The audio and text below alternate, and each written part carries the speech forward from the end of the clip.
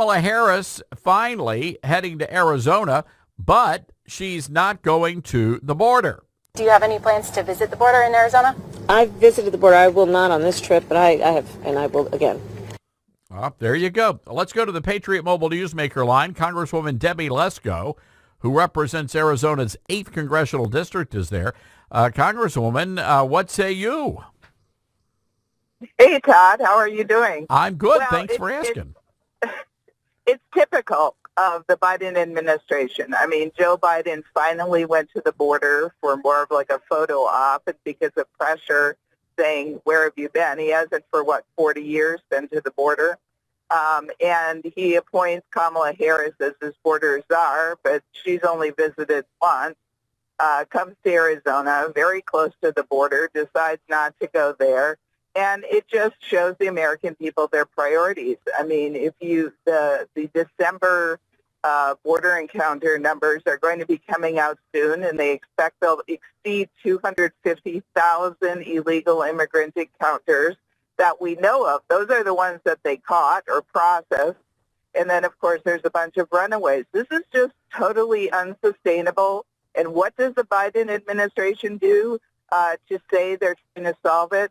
They want to have a pathway for more people to come into the United States, which will be more of an incentive. We already legally immigrate 1 billion people into our country a year. That's more than any other country in the world. And now the Biden administration's answer to all of these people surging the border is let's let more in. It's unbelievable. But when you look at what's happening nationwide, it really makes sense. This is part of a plan, a coordinated effort to bring these people into the country. There was a DACA recipient who was actually testifying in Minnesota, and she flat out said, we're voting, and you can't stop us. And I believe that's happening. I believe illegals are actually voting and participating in American elections. Well, yeah, and when you have the Democrats, when they were in control of the House, they pushed through their H.R. 1 and the H.R. 3 bills that basically would send out a mail-in ballot to everybody. And then it would be up to the person to be on the honor system if they really are qualified to vote. I mean, this is what the Democrats are pushing. And you know what really boggles my mind is here in Arizona, we had a ballot measure, a good ballot measure that would have said if you're going to send in a mail-in ballot, which is very popular here in Arizona, you have to prove ID. The people in Arizona, it was defeated. They didn't even go for that. I do not understand what is going on with the American people, and I'm glad that your radio station is talking about it because this is a huge problem. We cannot just have anybody and everybody come across their border. We're not vetting where these people are going. Kids are being sold into sex slavery. This is just unconscionable, and I'm so frustrated with it. I don't know what else to do except to scream at the top of my lungs and introduce legislation. Well, we have 100.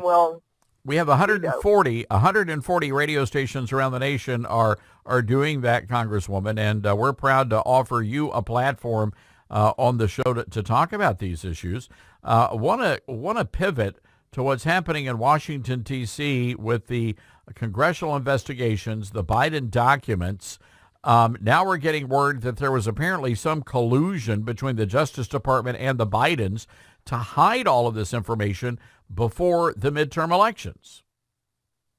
Well, you know, nothing would surprise me. I mean, I came into Congress being naive, but then I was on the Judiciary Committee during impeachment, and I saw how people within the FBI and DOJ were politically motivated to go after Trump and the things that they did. I mean, they just lied. They out and out lied. And so, unfortunately, it doesn't shock me. It's kind of, it's just disgusting, quite frankly, the hypocrisy that goes on. And also, so Biden says, oh, there's no there with his, documents. But when they were going after Trump and raided his home in Mar-a-Lago, then he said, oh, how terrible this is, how irresponsible for people, President Trump not to have these. And then he does the same thing, and he says there's no there there.